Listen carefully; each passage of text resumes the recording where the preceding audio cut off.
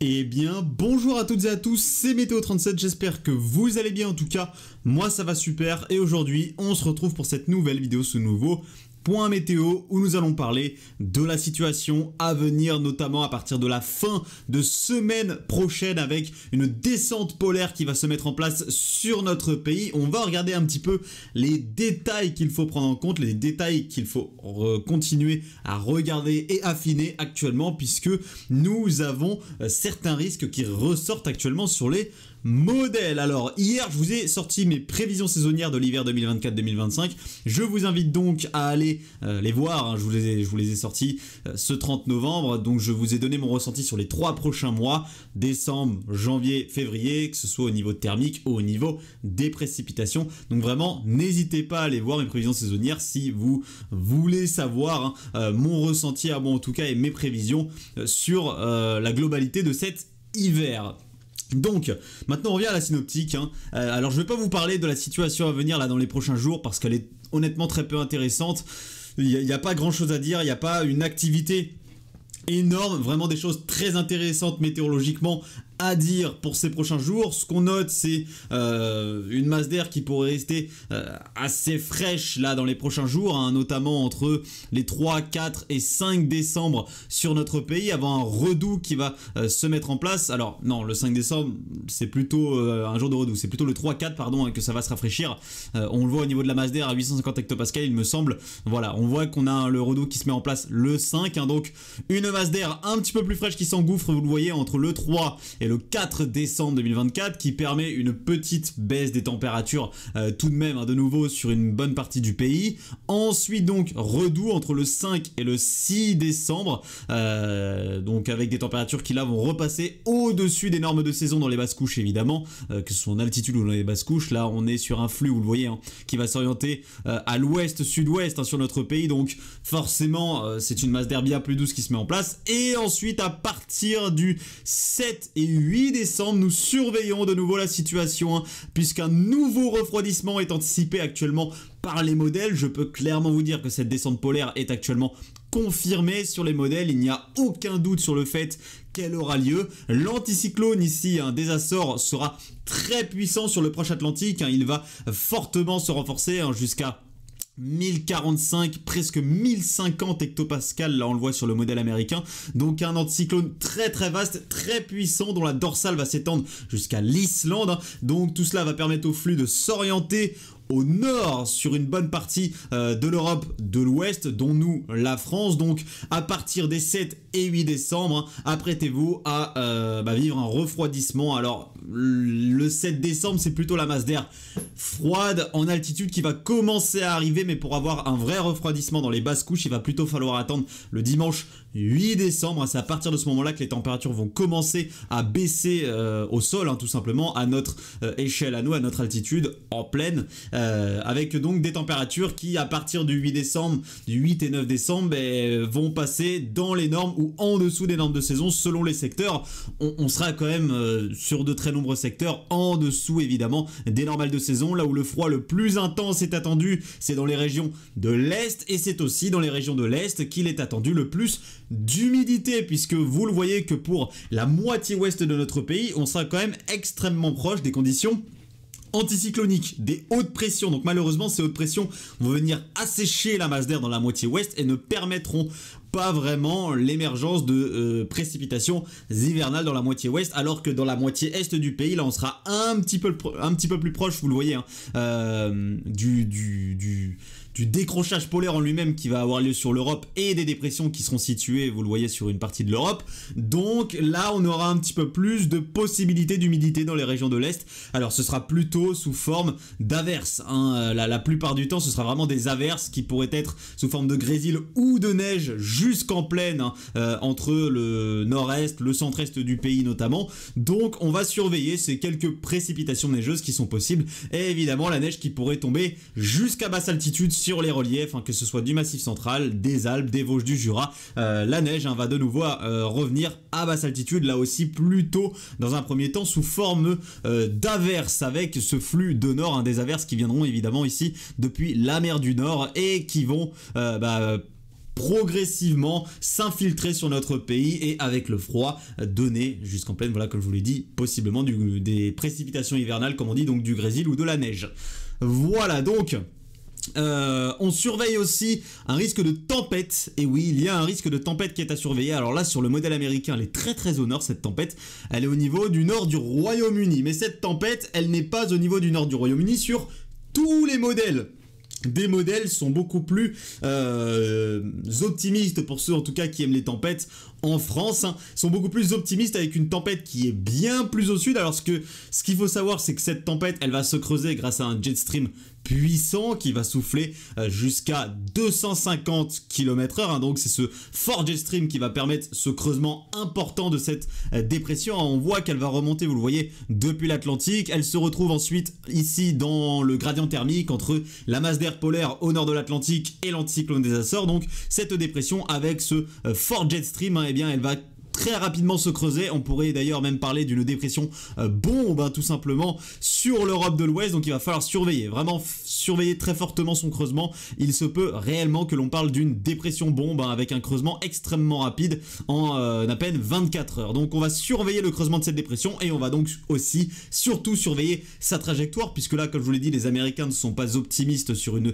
tempête en France, mais les autres modèles c'est très différent et les Américains bah, malheureusement ils diffèrent un petit peu par rapport aux autres. T'as Icon qui lui ne voit absolument pas de tempête, mais Icon là il a des bugs et malheureusement il a des baisses de performance actuellement, donc il est un petit peu out pour aujourd'hui.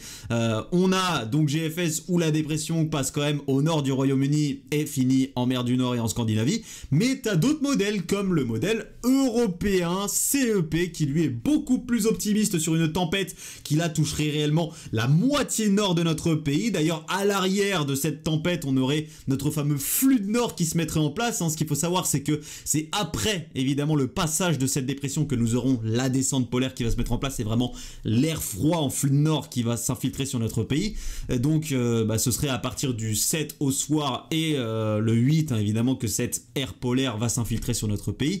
On voit hein, d'ailleurs que cette dépression là elle passe, hein, vous le voyez, le 7 au soir, hein, finalement, vers le Benelux. Donc le flux de nord bah, se met en place sur notre pays le 7 au soir. Ça suit globalement les moyennes et les ensemblistes. Sur ça, y a vraiment pas de souci là-dessus. Donc là, on a le modèle CEP qui nous voit le centre dépressionnaire passer beaucoup plus au sud avec une extension, vous le voyez, de l'anticyclone beaucoup plus au nord. On voit que l'extension, elle va très au nord jusqu'au sud-est du Groenland. Vous le voyez, bien au-dessus de l'Islande. Donc le fait que cette dorsale hein, soit beaucoup plus étendue et que l'anticyclone en lui-même soit beaucoup plus étendu permet à la tempête de passer un petit peu plus au sud et de glisser plus rapidement vers notre pays, tout simplement, en tout cas vers le nord de notre pays, et nous apporter donc ce risque de tempête. Et CEP n'est pas le seul, il est suivi par le modèle canadien GEM qui pareil nous voit un risque de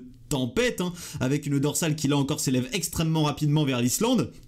Et une dépression qui donc glisse hein, très rapidement plus au sud, vous le voyez, hein. De base elle est à la latitude du Royaume-Uni, vous voyez qu'elle passe sur le centre du Royaume-Uni, mais en arrivant vers la mer du Nord, elle glisse très rapidement vers le sud dû à l'extension de l'anticyclone, et donc elle permet une tempête, hein, tout simplement, encore une fois là sur le nord du pays, grâce au resserrement isobarique qui est très important, un resserrement isobarique qui là serait plus sur le flanc ouest de la dépression, puisque vous voyez que c'est là que le gradient thermique sera le plus important entre notre anticyclone sur le proche Atlantique et notre fameuse dépression qui va glisser sur l'Europe. Donc on a GEM, CEP qui sont actuellement quand même très optimistes pour l'émergence d'une tempête au moins sur le nord de notre pays, et nous avons UCMO qui lui nous sort un autre scénario qui là est plus c'est plus un coup de vent voire tempête plus sur les côtes, on va dire de l'ouest et du nord-ouest de notre pays, mais en somme en allant un petit peu plus à l'intérieur des terres.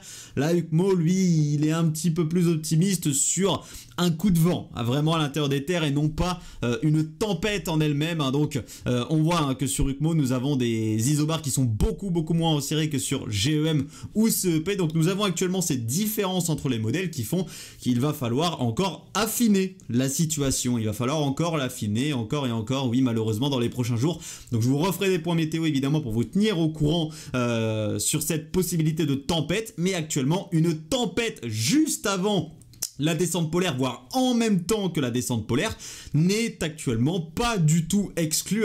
D'ailleurs, on le voit que sur les modèles qui sont optimisés sur la tempête, voilà, c'est sur le flanc ouest que nous avons les vents tempétueux. Donc c'est au niveau du flux de nord. Donc forcément, le froid va débouler en même temps que la tempête. Là, on serait vraiment sur un flux de nord très venteux et possiblement neigeux, puisque nous avons évidemment une dépression qui va nous apporter un peu plus d'humidité. Donc à partir de ce moment-là, il faut surveiller les risques neigeux effectivement avec un anticyclone qui, vous voyez, est beaucoup plus loin sur le proche Atlantique et donc nous protège beaucoup moins. On voit que, alors dans la globalité, dans l'image, CEP, UCMO et GEM sont à peu près en accord. Là, je parle pas vraiment, je ne parle pas de la tempête en elle-même, je parle vraiment de la synoptique, c'est-à-dire une dépression qui ne va pas passer sur le nord du Royaume-Uni, puis la mer du Nord et s'en aller en Scandinavie. Là, s'en aller plutôt vers le Danemark, Nord-Allemagne, une partie sud de la Scandinavie. Elle ne part pas vers là, la dépression. Non, là, elle part beaucoup plus vers le sud et très rapidement, donc vers le Benelux, le nord de notre pays, le nord-est, le nord-nord-est de notre pays, l'Allemagne. La dépression, elle glisse très rapidement au sud dû à l'extension de la dorsale anticyclonique très rapide vers l'Islande et un anticyclone qui est souvent sur ces modèles-là cloîtré un petit peu plus à l'ouest.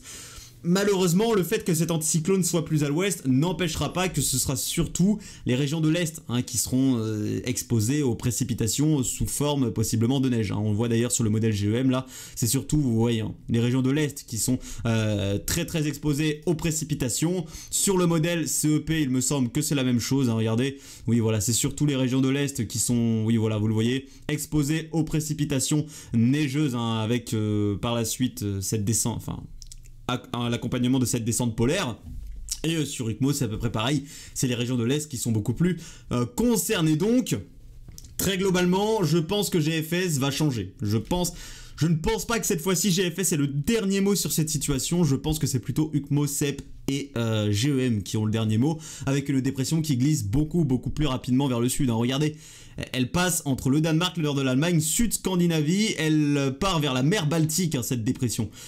La plupart des modèles ne sont pas du tout en accord là-dessus. On l'a vu, GEM, UCMO et CEP, c'est pas les modèles les plus mauvais, même si CEP a une baisse globalement de la fiabilité dernièrement, UCMO n'a pas de baisse de fiabilité, et UCMO fait partie des modèles qui sont plus en accord avec un scénario à la CEP ou à la GEM. Donc je pense que cette dépression là va glisser beaucoup plus au sud, beaucoup plus rapidement, donc passer entre le Benelux, le nord-est de notre pays, une partie du sud-ouest de l'Allemagne. Elle va passer là, en somme, la dépression, et permettre possiblement des vents plus importants. Alors déjà sur les côtes ouest et nord-ouest de notre pays et à l'intérieur des terres, il faudra voir par rapport au resserrement isobarique et au creusement évidemment de la dépression. Il faut fiabiliser tout ça. On en reparlera évidemment dans un nouveau point météo. Donc voilà tout ce qu'il y a affiné déjà au niveau de la descente polaire.